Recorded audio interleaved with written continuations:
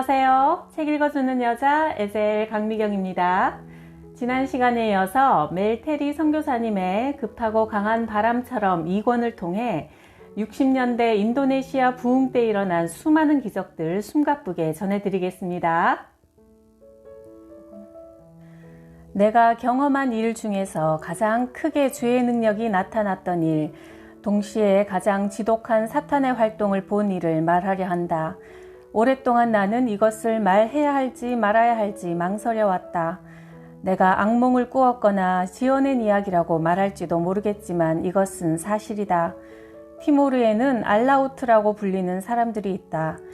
이교도인들 중 가장 두려움의 대상이 되는 사람들로 완전히 악령에 사로잡혀 사는 이들이다. 밤에 마을 전체가 잠들어 조용해지면 그들은 악마적인 의식을 거행하여 그의 영혼이 몸을 떠나 적의 집으로 가도록 명령한다. 알라우트의 영혼은 원수에게 주문을 외워 깨어나지 못하도록 깊이 잠들게 한 뒤 악마의 힘이 서린 2인치 정도의 칼로 원수의 배를 가른 뒤 간을 조금 잘라내거나 반을, 때로는 간 전체를 빼낸다. 간이 있던 자리에다 나뭇잎을 채워넣기도 한다. 다음 날 아침 알라우트가 깬 후에 그는 그것을 별도의 용도로만 쓰는 점토 그릇에다 끓여서 아침 식사로 먹어치운다. 아마도 간이 가장 먹기 좋은 부위라 간을 빼는 모양이었다. 왜 알라우트가 무서운 존재인지 알겠는가? 그를 조금이라도 화나게 했다간 이내 그의 방문자 명단에 오를 것이기 때문이다. 부흥이 시작되기 전 티모르에는 수천의 알라우트들이 살고 있었다. 성령은 인도네시아의 부흥을 시작하는데 티모르를 선택한 이유가 있었던 것이다. 성령이 아니고서는 이 귀신 들린 사람들을 처리할 방도가 없었기 때문이다. 경찰들도 그들이 무서워 잡지 못했다. 알라우트 전체가 달려들어 난도질을 하고 말 것을 알기 때문이다. 보호를 받을 수 있는 단 한 가지 길은 그들도 알라우트가 되는 길뿐이다. 그래서 심지어는 몇몇 목사들까지 신변의 안전을 위해 알라우트가 된 사람들이 있다. 알라우트들 대부분은 목욕을 하지 않아 더럽고 머리카락은 헝클어졌고 기름때가 잔뜩 끼었으며 눈은 혈기로 빨개서 쳐다보기조차 징그럽다. 사탄의 얼굴 그대로다. 나는 수십 번이나 알라우트의 마을에서 잠을 잤다. 주님이 우리에게 그 마을에 들어가 복음을 전하라고 하셨을 때 친구들은 우리에게 미쳤다며 다시는 살아 돌아오지 못할 거라고 했다. 그러나 주 예수님의 보혈의 능력을 의지하고 우리는 주님께 순종하여 어쨌든 그들의 마을로 갔다. 그날 밤 문 밖에서 여러 이상한 소리가 나는 것을 들었다. 우리도 알라우트의 영혼들이 우리를 죽이려고 들어오려 하는 것을 알고 있었다.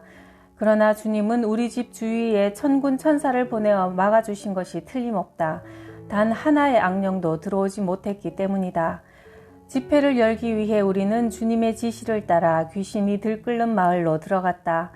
복음만이 알라우트의 능력을 깨트려 버릴 유일한 희망인 줄 사람들도 알고 있었기 때문에 마을 지도자들은 모든 사람이 우리의 집회에 참석하도록 명령했다.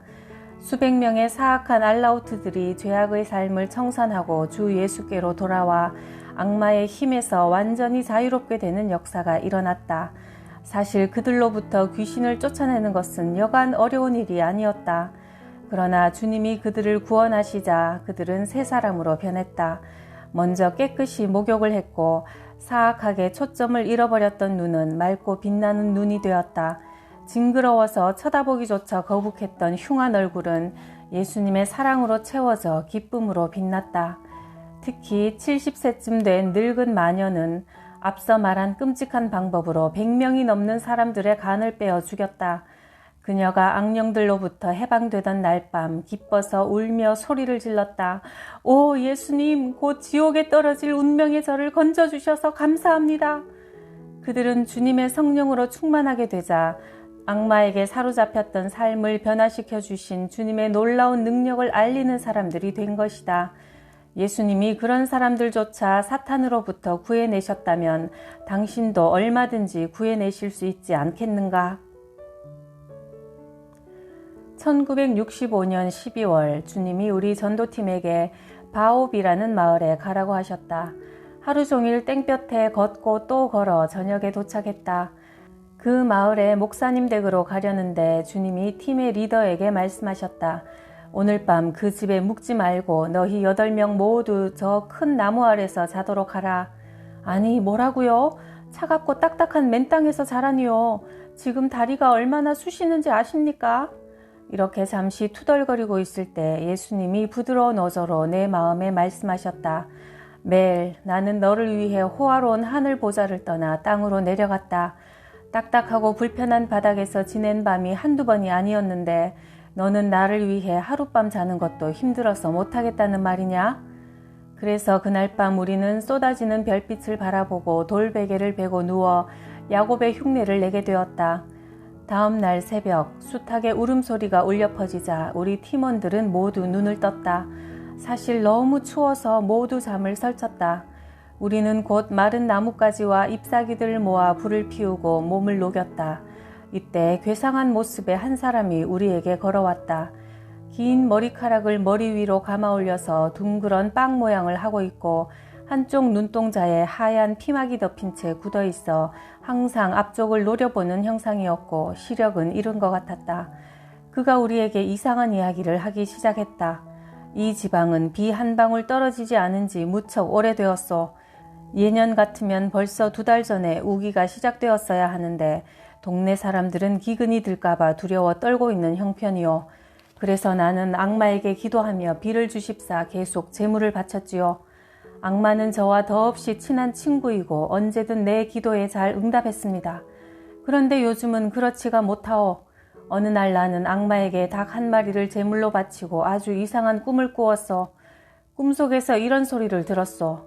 오랫동안 악마가 내 비를 도적질해왔다. 그러나 더 이상은 방관하지 않겠다. 네가 아무리 악마에게 빌어도 소용이 없을 것이다. 그 후 정말 내가 아무리 빌어도 비가 오지 않았소. 나는 점점 더 큰 재물을 드렸소. 수탉, 염소 등등. 그런데 아무 소용이 없고 매번 똑같은 꿈만 꾸게 되어 어제는 급기야 티모르 섬에서 가장 높은 산인 뮤티스 산꼭대기의 신성한 곳에서 황소를 제물로 바쳤소. 제물을 바치고 집에 와서 또 꿈을 꾸었는데 이번에는 그 목소리가 이렇게 덧붙였소. 내가 전에 너에게 비를 주지 않겠다고 알려주었음에도 너는 믿지 않는구나. 너는 쓸데없는 짓만 계속 하게 되는 것이다. 내일 아침 새벽에 바온 마을의 큰 나무 밑에 가보아라. 내 종 8명을 만날 것이고 너에게 어떻게 해야 비가 올지 알려줄 것이다. 그래서 지금 이리로 찾아온 것이요. 도대체 이것이 어찌된 영문이요. 내게 말한 그 목소리는 누구요? 나는 혼란스러워 어쩔 줄 모르겠소. 그가 내게 원하는 것이 무엇이요? 그가 신입니까? 그 목소리의 주인공은 예수 그리스도시요. 하나님은 당신이 회개하고 예수님을 주인으로 영접하여 그리스도인이 되기를 원하시는 것이요. 우리는 이렇게 알려주었다. 하나님께서 우리 인간을 너무나 사랑하시어 그의 아들 예수를 이 땅에 보내셔서 십자가에서 죽음으로 대신 우리의 죄를 담당시키셨고 우리를 구원하셨소. 우리가 이야기를 다 끝내기도 전에 그는 곧 무릎을 꿇고 기도했다. 오, 주 예수님, 저는 죽어 마땅한 사악한 죄인입니다. 저를 용서해 주십시오. 부디 저의 검고 더러운 마음을 깨끗하게 해주옵소서. 예수님, 당신을 저의 영원한 주인으로 섬기며 받들겠습니다. 이 세상에 살면서 이처럼 죄인이 거듭나 하나님의 자녀로 태어나는 것을 보는 것보다 더한 기쁨이 어디 있을까? 그 남자가 주님께 회개 기도를 드리고 났을 때 그의 얼굴에는 오직 예수님만이 채워주실 수 있는 끓어오르는 기쁨으로 광채가 났다. 잠시 후 그가 물었다. 예수님이 눈먼 나를 고쳐주실 수 있을까요?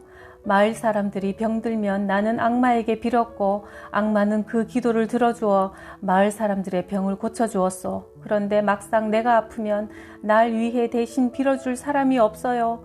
내가 예수님께 기도하면 내 눈을 고쳐주실까요? 우리는 그를 위해 간절히 기도했고 위대하신 주님은 그 자리에서 즉시 그를 고쳐주셨다. 그는 수십 년 만에 처음으로 눈으로 뭔가 볼 수 있다며 기뻐서 어쩔 줄을 몰라 했다. 눈을 고침받은 그의 얼굴은 완전히 새롭게 변했다. 처음 볼 때의 징그러운 인상이 아니었다. 그의 영혼뿐 아니라 육신도 새로운 피조물이 된 것이다. 한 가지 요청이 더 있어요. 주님이 비를 주시도록 기도해 주시겠습니까? 우리가 대답했다. 우리가 이 마을에서 복음을 전하기 전에는 비가 오지 않을 겁니다. 왜냐하면 비가 즉시 내린다면 마을 주민들이 우리 모임에 오지 않을 거니까요. 우리가 그 마을을 떠나던 날 비가 억수같이 쏟아져 마을의 모든 사람들은 하나님이 베푸신 기적을 분명히 알고 목격했다. 그러나 가장 놀라운 기적은 그 남자의 삶이 완전히 새롭게 변한 일이었다. 바로 그날 그는 우리에게 그의 치렁치렁 긴 머리카락을 잘라달라고 부탁했다. 그것은 그가 진심으로 회개하고 옛 생활을 버렸다는 확실한 표시였다. 티모르에서는 우상을 숭배하는 이교도 제사장들이 절대 머리를 자르지 않는다. 긴 머리카락이 제사장의 신분을 나타내는 신분 증명서였기 때문이다. 또한 긴 머리카락은 악마의 지시에 무조건 복종하겠다는 상징이기도 했다. 회심한 후 그는 목사님을 찾아갔다. 그동안 이 사람은 목사를 지독하게 미워했고 목회를 방해하려고 갖은 모함을 다했던 그 마을의 대표적인 회방꾼이었다. 목사님은 자신을 원수처럼 대하던 이 남자가 예수님을 영접한 것을 보고 너무나 기뻐 울음을 터뜨렸다. 목사님에게 이 전직 이교도 제사장은 자기 이름을 바꿔달라고 부탁했다. 그의 이름은 오에였는데 물이라는 뜻이다. 나무, 산, 물 등 자연물의 이름을 따는 것은 정령 숭배 사상에 물들어 있기 때문이다. 그래서 목사님의 이름과 똑같은 웰렘으로 바꾸었다. 악마의 종노릇하는 대신 이제부터 하나님의 사람이 되고 싶었던 것이다. 이 새 웰렘은 자신이 쓰던 주물과 악마적인 기구들을 모두 불태웠고 마을을 다니며 예수님을 증거하기 시작했다. 그가 살던 마을에서 그의 전도로 구원받은 사람이 200명이 넘었다. 전에는 마을 사람들이 그가 무서워서 예수 믿기를 주저했다. 그가 악마의 힘을 이용하여 농사나 사업을 망쳐버릴까 두려웠던 것이다. 그러나 웰렘은 회심한 날부터 천국으로 간 1972년까지 오직 예수님을 전하기 위해 헌신된 지도자의 삶을 살았다. 1973년은 티모르 지방에 쥐떼가 폭발적으로 늘어나 정말 끔찍했다. 쥐들이 온 동네에 퍼져 떼를 이루며 곡식을 다 먹어치웠기 때문에 사람들은 기아에 허덕이게 되었다. 어느 날 그리스도인인 한 농부가 그의 조그만 헛간 앞에 있는 옥수수밭에서 잡초를 뽑고 있는데 갑자기 쥐 2마리가 헛간 구멍 밖으로 주둥이를 삐끗 내미는 것이다. 농부는 재빨리 막대기를 들어 쥐의 머리를 세게 내리쳤는데 한 마리는 잡았으나 다른 한 마리는 날쌔게 달아나 버렸다. 그러더니 곧 어디선가 수백 마리의 쥐떼가 쏟아져 들어와 마당 안에 들끓었다. 아마 달아난 쥐가 쥐 소굴로 들어가 친구 쥐가 살해당했다고 광고라도 한 모양이었다. 쥐들은 미친 듯이 날뛰면서 그 농부가 보는 앞에서 순식간에 옥수수 밭을 다 갉아먹어 엉망진창으로 만들었다. 화가 난 농부가 쥐의 머리를 치면 칠수록 어디서 나오는지 쥐들은 더욱 많아졌다. 밭을 깡그리 먹어치운 쥐떼들은 이어서 집 안으로 몰려들었다. 농부는 아내와 함께 불을 피워 연기로 쥐들을 쫓아버리려 했다. 그것은 조상 때부터 내려온 쥐를 쫓는 방식이었지만 이번에는 그것도 소용이 없었다. 쥐들은 벽을 타고 기어올라 석가래 위에 쭈그리고 앉아서 농부 부부를 향해 눈을 깜빡이며 연기 냄새가 구수하다는 듯 약을 올렸다. 마침내 소리를 지르다 지친 그 부부는 너무나 절박한 상황에서 무릎을 꿇고 기도했다. 처음부터 그랬으면 좋았을 것을. 오 예수님, 우리를 도와주십시오. 뭔가 빨리 조치를 취해주세요. 그 부부는 결사적으로 주님께 매달렸다. 잠시 후 눈을 떴을 때 희한한 광경이 벌어졌다. 쥐들이 한 마리씩 또 한 마리씩 꼬리에 꼬리를 물고 벽을 타고 내려와 앞문으로 나가버리는 것이다. 쥐들은 한 무더기가 되어 농부의 집 돌담을 타고 달아났다. 그리고 다시 돌아오지 않았다. 이런 예는 우리 주 예수님이 우리 문제에 개입하시는 매우 전형적인 예다. 우리가 안고 있는 문제들 안에 하나님을 초청만 한다면 창조적인 능력과 지혜로 우리를 기꺼이 도와주신다. 그러면 곧 당신이 상상치도 못할 완벽하고 놀라운 해결책을 보게 될 것이다. 페투아트 마을에서 부흥 집회를 마친 우리는 환자들을 위해 기도하고 있었다. 사람들이 기도를 받으려고 줄을 서서 기다리고 있는데 그중 나이 든 전형적인 티모르 여인은 턱 밑에 파파야 열매만한 커다란 혹을 매단 갑상선 환자였다. 페투아트 지역은 사탄 숭배자인 알라우트들이 득실거리던 중심지였고 그날 밤 기도받은 사람들은 모두 악령과 관련을 맺고 있었다. 이 자그마한 늙은 여인도 그녀를 묶고 있던 모든 악령의 힘을 벗어버리고 예수님께 그녀의 삶을 주관해 달라고 기도할 때 전도팀 리더가 그 참회만한 갑상선 종양 위에 손을 얹고 예수님께서 그것을 제거해 주시기를 기도하는 동안 놀라운 일이 벌어졌다. 그 혹이 그녀의 목 안으로 녹아드는 것처럼 점점 가라앉는 것이다. 리더는 혹에 직접 얹은 손이 목으로 점점 더 가까이 다가가는 것을 느꼈다고 후에 말했다. 기도를 마친 후 눈을 떴을 때 혹은 흔적도 없이 사라져버렸다. 그녀가 목을 손으로 만져보더니 그 흉측한 것이 어디론가 없어진 것을 발견하고는 깍 소리를 질렀다. 아마 그녀는 예수님이 고쳐주시더라도 며칠은 걸려야 될 줄 생각한 모양이었다. 우리 교회에 지난 시간에 이야기했듯이 오순절날 마가의 다락방에 임하신 성령님이 임하시고 부흥이 시작된 며칠 후 우리 전도팀은 노에노니 마을의 조그만 교회에서 집회를 인도하고 있었다. 설교가 끝난 후 병 낫기 위한 기도를 받고 싶은 분이 있는지 물어보자 말이 끝나기 무섭게 한 어머니가 7세쯤 된 아이의 손을 잡고 나왔다. 어머니는 눈물을 글썽이며 아이가 소경이고 귀머거리고 벙어리라고 말했다. 그리고는 더욱 서러운 듯 흐느껴 울며 부르짖었다. 오 예수님, 제발 우리 애를 고쳐주세요. 태어나서 한 번도 들어보지도 말하지도 보지도 못한 불쌍한 이 아이만 고쳐주시면 더 이상 소원이 없겠어요. 우리는 그 아이를 위해 간절히 기도하기 시작했다. 오 주님, 가브리엘을 고쳐주십시오. 오늘 밤 다른 일은 하시지 않더라도 제발 이 아이만은 고쳐주시옵소서. 이렇게 기도하자 주님은 우리 팀 리더에게 말씀을 주셨다. 이 아이의 증조 할아버지가 아주 사악한 죄인이었습니다.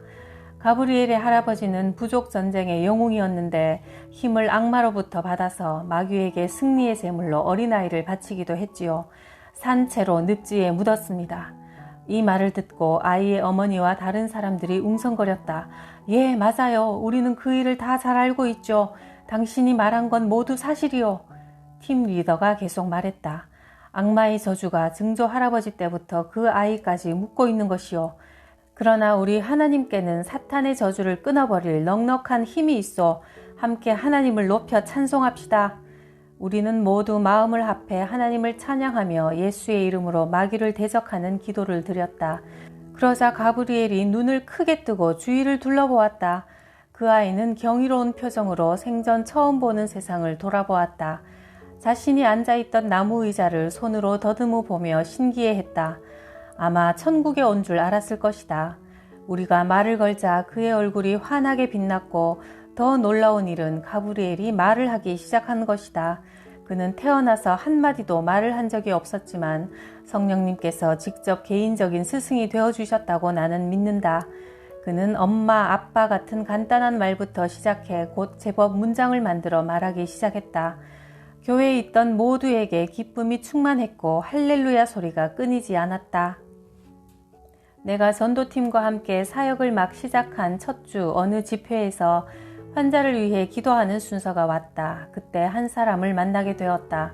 오, 저런 세상에 불쌍한 사람 같으니라고. 나는 곧 토할 것처럼 비위가 상했다. 그의 두 다리는 깡말라 비틀어져서 몸통에 덜렁 붙어 있었다. 그것도 똑바로 달린 것이 아니라 보기 흉하게 위로 굽어 있어 걸을 수가 없었다. 그 흉하게 생긴 다리를 방석 위에 척 올려놓고 땅 위로 털썩털썩 치면서 다녀야 했다. 코코넛 껍데기 반쪽을 양손에 신발처럼 끼워서 다녔고 다리에는 피가 질질 흐르는 종창이 번져 있어 이 불쌍한 남자는 기도받는 환자들 옆에서 자기 차례를 기다리고 있었다. 나는 그를 위해 기도하고 싶은 마음이 전혀 들지 않았다. 이 환자의 치료는 말도 안 되는 불가능한 경우라고 생각이 들어 나는 쉬운 쪽을 택했다. 우선 숨을 제대로 쉬지 못하고 있는 부인을 위해서 기도하고 나서 위통으로 고생하는 사람을 위해 기도했다. 주님은 이들을 깨끗이 고쳐주셨다. 그 후로도 네 사람을 위해 더 기도했고 마침내 나는 그를 위해 기도할 수밖에 없게 되었다. 그 남자가 끝까지 줄에 서 있어서 나는 할 수 없이 그 앉은뱅이 남자에게 다가가 마음속으로 울부짖었다. 오 예수님, 어쩌자고 이런 일을 저에게 맡기십니까? 할 수 없이 손을 그 남자 위에 얹었지만 그러나 기도할 말이 떠오르지 않아 베드로가 했던 식을 흉내내어 떨리는 목소리로 간신히 말했다. 은과 금은 내게 없거니와 내게 있는 것으로 네게 주노니 곧 나사렛 예수 그리스도의 이름으로 걸어라. 사도행전 3장 6절. 여기까지는 좋았다. 그런데 예수님이 내 귀에 대고 이렇게 속삭이는 것이다. 그의 손을 잡아 일으켜라. 내가 그를 고쳐주마. 나는 뻣뻣하게 얼어붙었다. 예수님이 그 말씀만 하지 않으셨다면 나는 그의 등을 두드리며 이렇게 내뱉을 작정이었다. 형제님, 이제 믿고 돌아가시면 점차 치료될 것입니다. 그리고 얼른 나가버리려고 했는데 나는 지금 궁지에 몰린 것이다. 주님은 내 믿음을 보길 원하셨다. 나는 너무나 떨려서 숨을 크게 들이마시고 그의 깡마른 손을 덥석 잡았다. 그리고는 획 잡아 일으켰더니 그의 다리가 움찔하면서 천천히 움직이기 시작했다. 세상에, 그는 내 흔들리는 믿음만큼 심하게 온몸을 떨더니 어느새 혼자서 몇 발자국을 내딛는 것이다. 그리고는 복도를 통해 문 밖으로 걸어나가는 게 아닌가. 할렐루야! 그는 집에 돌아가 굶주린 말처럼 먹어댔음이 틀림없다. 왜냐하면 며칠만 지나면 그의 다리에 정상적인 다리처럼 살이 붙을 것이기 때문이다. 나는 중요한 교훈을 배웠다. 결코 주님의 능력을 제한하지 말아야 한다는 것이다. 주님이 내게 뭔가 하라고 명령하시면 우리는 주저함 없이 그분에게 협조해 드려야 한다. 그러면 놀라운 기적을 보게 될 것이므로. 1971년 1월 어느 날 폭풍우가 세차게 휘몰아치고 있었다. 우리 전도팀의 울리자매와 4명의 팀원들은 작은 노에라쿠 마을에서 길을 떠나야 했다. 그러나 울리자매가 보기에 거대한 먹구름은 좀처럼 가라앉을 것 같지가 않았다. 그들이 나서면 하늘은 수십 톤이나 되는 굵은 빗방울을 쏟아버릴 기세였다. 오 주님, 부디 저희를 도와주옵소서. 그녀가 간절히 부르짖자 주님은 즉시 그녀의 마음에 말씀하셨다. 네 머리 위에 하늘을 쳐다보라. 그녀가 올려다보니 바로 1분 전만 해도 성난 폭풍구름이 으르렁거리던 하늘에 흰옷을 입은 크고 아름다운 천사가 나타나 손에는 칼이 아니라 우산을 잡고 이렇게 말했다. 너희 양팔을 하늘을 향해 올려라. 계속 그렇게 하고 기도하며 걸어라.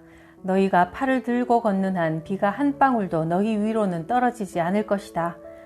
주변의 산과 나무들은 세찬 빗물에 적셔지고 있었다. 그러나 길을 나선 울리자매 일행은 주님이 말씀하신 대로 조금도 비를 맞지 않았다. 천사를 본 사람은 울리자매뿐이었으나 비를 맞은 사람은 하나도 없었다. 그들 주위로 300걸음 반경의 둥그런 땅이 마른 채로 있었다. 그들이 움직일 때는 그 마른 원형의 땅이 함께 앞으로 움직인 것이다. 그런데 딱하게도 울리가 팔이 피곤해지기 시작했다. 그녀가 좀 쉬려고 팔을 잠깐 내리는 사이에는 언제나 하늘의 우산이 찢어져 새는 것처럼 빗물이 그들 위로 튀었다. 그래서 그녀는 재빨리 아픈 팔을 다시 쳐들었다. 울리에게는 딱하게도 모세의 팔을 양쪽에서 치켜 올려 지탱시켜 주었던 아론과 훌 같은 조력자가 없었던 것이다. 그럼에도 불구하고 그들은 하나님의 그 달콤한 은총을 찬양하면서 소우 마을까지 15킬로나 걸었다. 그리고 마침내 집에 도착해 문 안으로 들어서는 동시에 하나님이 하늘에 큰 우산을 접으신 모양인지 비가 억수같이 쏟아지기 시작했다. 그들이 방금 전까지 서 있던 그 마른 둥근 땅을 흠뻑 적시면서 울리와 함께한 사람들은 그것을 보고 뺨 위로 감사의 눈물을 흘렸다. 예수님이 우리에게 주시는 소소하나 감격스런 선물에 대해 한 가지 더 이야기하겠다. 지난 시간에 들려주었던 나의 처남이 이끄는 전도팀이 수심 7m나 되는 깊은 강을 걸어서 건넌 사건 후의 일이다. 한참을 걸은 후 그 팀이 비제사안이라는 마을에 도착했을 때 몹시 배가 고프고 지쳐 있었다. 그러나 그 마을은 오랜 기근 중에 있어 그들이 머물게 될 목사님 댁에도 양식이 없었다. 3일 동안 계속 전도 집회를 아무것도 먹지 않고 할 것을 생각하니 당황스러웠지만 리더였던 내 처남은 설사 팀원들이 모두 굶어 죽게 된다 해도 주님께 순종하여 그 목사님 댁에 머물 작정이었다. 첫 집회가 끝나고 집에 돌아왔을 때 그들은 몹시 허기졌는데 주님은 나의 처남에게 팀원들과 목사님의 온 가족을 모두 모이게 하여 기도회를 열라고 지시하셨다. 그리고 처남이 기도 모임을 인도했을 때 놀라운 일이 일어났다. 주님께서는 앉아있는 모두에게 똑같은 환상을 보여주셨는데 아름다운 천사들 몇 명이 하늘로부터 탁자로 날아와 내려앉았다. 그리고는 눈처럼 하얀 테이블볼을 깔고 접시와 스푼을 가지런히 배열해 놓더니 각 사람의 접시 옆에 아름다운 장미꽃 한 송이씩을 놓는 것이다. 주님은 수고한 그들을 위해 멋진 식탁을 차려주고 싶으셨던 것이다. 그리고 나서 음식이 줄줄이 나왔다. 쌀밥에 돼지고기, 닭고기, 야채 요리 그리고 차까지 곁들여서 모든 것이 준비되자 환상을 본 사람들은 식탁에 둘러앉아 음식을 먹기 시작했다. 오, 얼마나 아름다운 하늘 잔치인가. 하늘의 요리사들이 전도자들을 위해 별미를 준비한 것이다. 얼마나 맛이 기가 막혔던지 그들은 쩝쩝 크게 입맛을 다시며 먹었다. 마침내 모두 배불리 먹고 난 뒤 나의 처남은 아멘으로 기도를 끝맺었다. 사실 그는 내내 큰 소리로 기도하고 있었다. 모두 놀란 눈빛으로 서로를 쳐다보았다. 그들은 더 이상 배고프지 않았다. 아니, 너무나 배가 불러 움직이지도 못할 지경이었다. 주님은 전도 집회가 다 마치는 날까지 매 식사 때마다 이와 같은 환상을 보여주셨고 영양이 풍부한 천국 뷔페로 그들은 기쁘게 주님을 섬길 넉넉한 에너지를 얻을 수 있었다. 주님은 복음 전하는 자들을 특별한 방식으로 주님께로 가까이 이끌어 그의 사랑에 흠뻑 젖어 행복을 누릴 수 있도록 배려해 주신 것이다. 자바 섬의 동쪽 끝에는 수천의 이슬람 광신자들이 살고 있다. 그들은 기독교인을 맹렬히 미워하여 예수 믿는 사람을 죽이면 알라를 위해 위대한 업적을 세웠다고 생각한다. 그들이 예수님께로 돌아오게 하는 유일한 방법은 예수님의 능력이 악령의 힘보다 크다는 것을 기적으로 증명해 보이는 것뿐이다. 이슬람 교도들은 대부분 사탄도 숭배한다.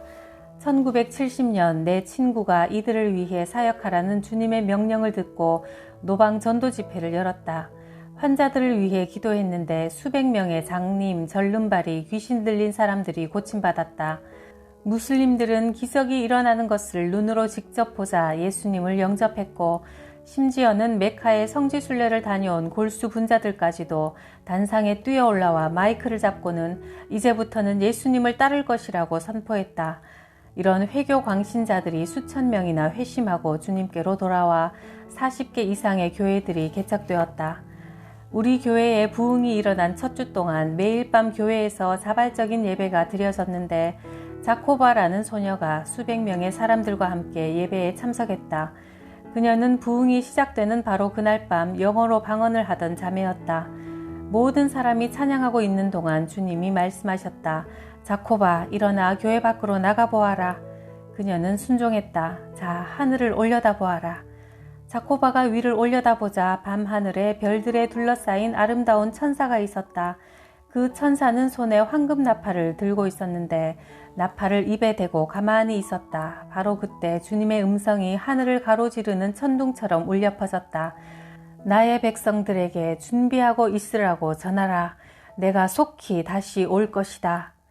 이 메시지는 우리가 인도네시아 전국을 다니며 복음을 전할 때 우리의 심장에 고동치는 맥박이 되었다. 주님은 곧 재림하시는 그날을 위해 그의 백성들이 순결한 신부로 준비되기를 원하신다. 내가 진실로 속히 오리라 하시거늘 아멘. 주 예수여 오시옵소서. 요한계시록 22장 20절 말씀. 이런 놀라운 이야기들이 워낙 많아서 다음 시간에도 계속 들려드릴게요. 이런 기적들이 60년대 인도네시아에서만 일어나는 게 아니라 오늘 우리 삶에도 얼마든지 일어날 수 있고 또 그 통로는 바로 우리의 기도라고 믿습니다. 구독, 좋아요, 댓글의 기적에도 감사드려요. 오늘 우리 삶에 사랑의 기적을 베푸실 하나님을 찬양합시다.